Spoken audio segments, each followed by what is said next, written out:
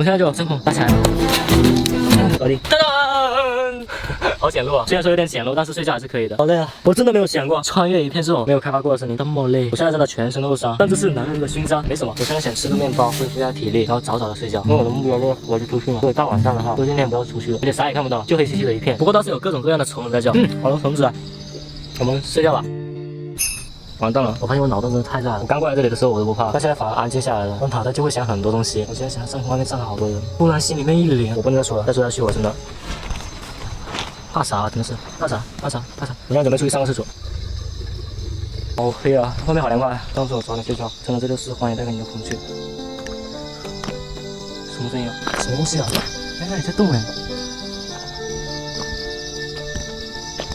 不动了。